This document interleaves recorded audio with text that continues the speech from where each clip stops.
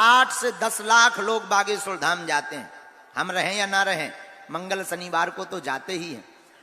दरबारों में 2-2, 3-3, 5-5, 6-6, अभी मुंबई गए थे 5-5 लाख।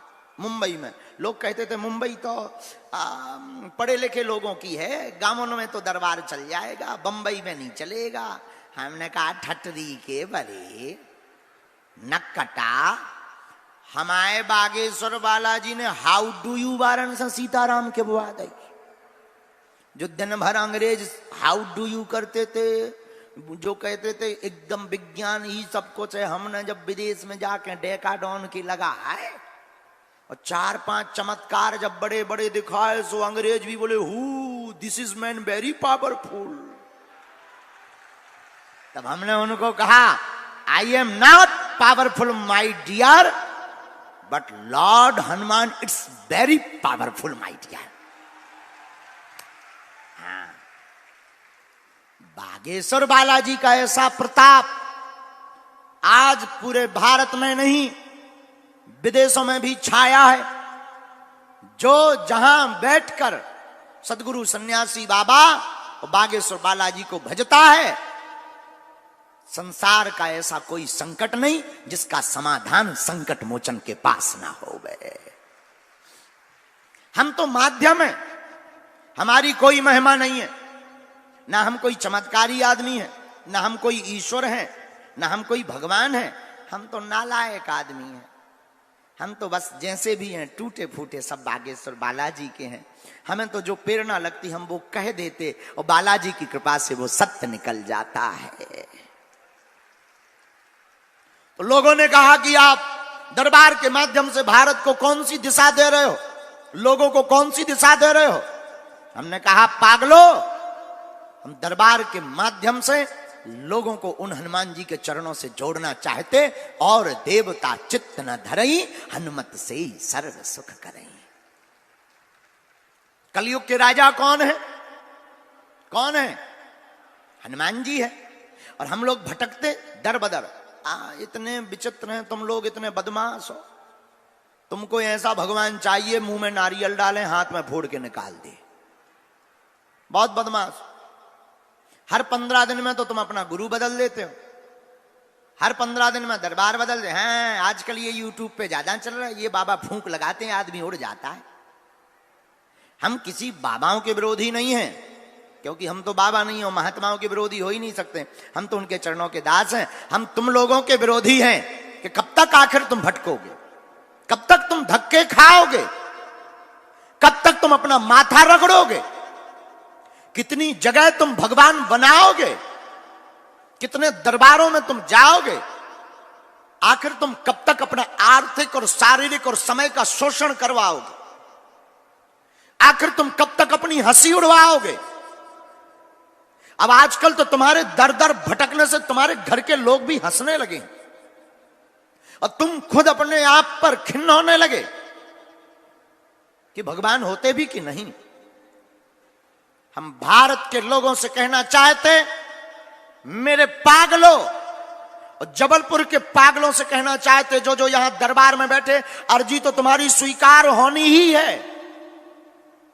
बागेश्वर बालाजी की कृपा तो होनी ही है तुम पर, पर्चा बने या ना बने। पर्चा तो एक बहाना है, पर्चा तो एक माध्यम है।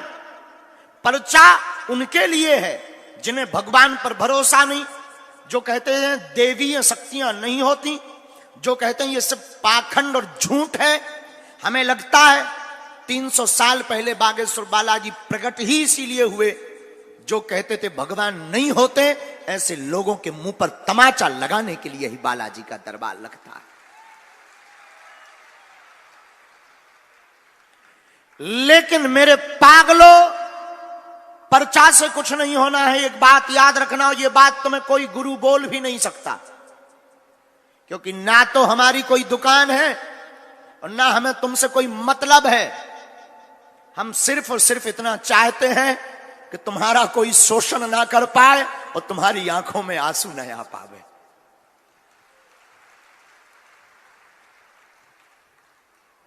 हम चाहते हैं कि तुमको चमत्कार के नाम पर दर दर ना भटकना पड़े, तुम जहां रहो वहीं बागेश्वर बालाजी का दरबार बन जावे। जबलपुर के पागलों जो जो यहां बैठे हैं, आज के दरबार में एक बात कान में सुनकर जाना और दिल में रख कर ले जाना, आज के बाद या तो तुम हनुमान जी को मानना छोड़ दो या आज के बाद हनुमान जी के ऊपर सब कुछ छोड़ दो।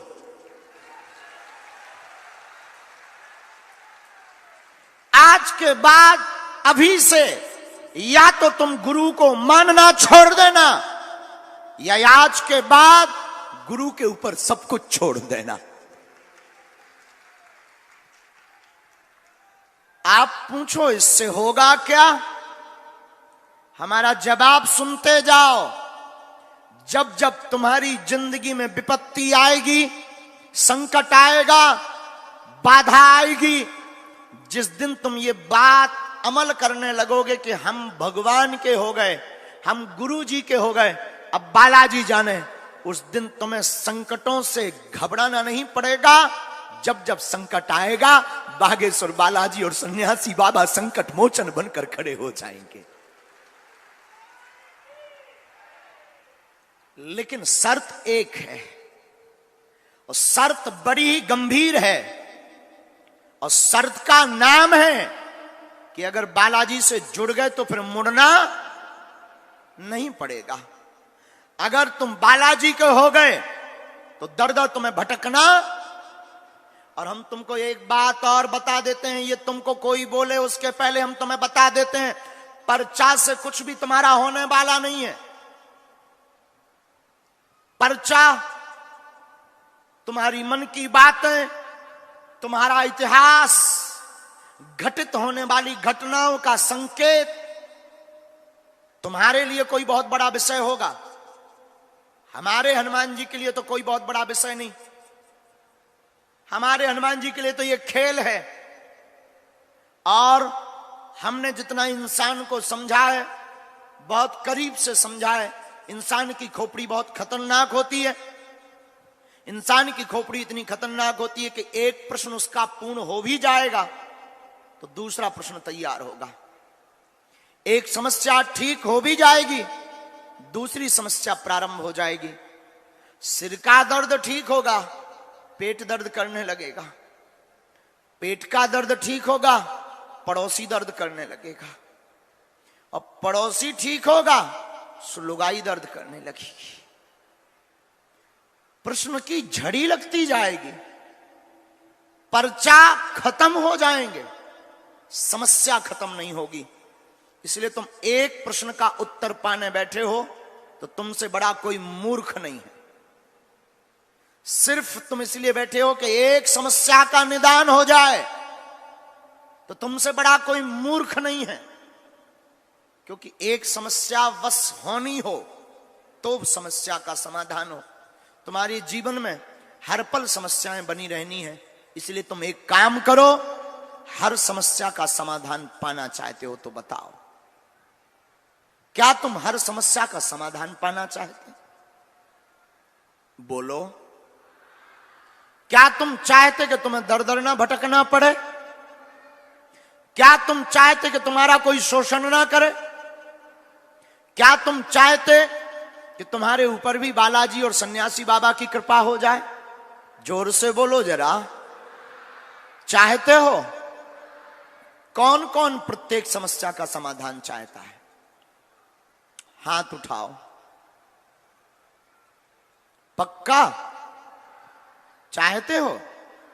शर्त सुनो, दो शर्तें हैं। एक, आज से हमारे चक्कर में मत पड़ो, ये पहली शर्त है। दूसरी शर्त, उठ जाओ, कभी चले जाना बागेश्वर धाम, हाथ में नारियल लेकर, जिनसे हमने कृपा पाई है, जो स्वयंभू बालाजी हैं, जिन सन्यासी बाबा की दया से हम ललकारते हैं विरोधियों को, धर्म विरोधियों को। तुम भी धाम चले जाना, हाथ में नारियल लेकर के, और कह देना जाकर खड़े होकर अपने अतीत को याद करके कि बस बहुत हो गया, बहुत धक्के सह लिए, आज से तुम हमारे हो गए और हम तुम्हारे हो गए।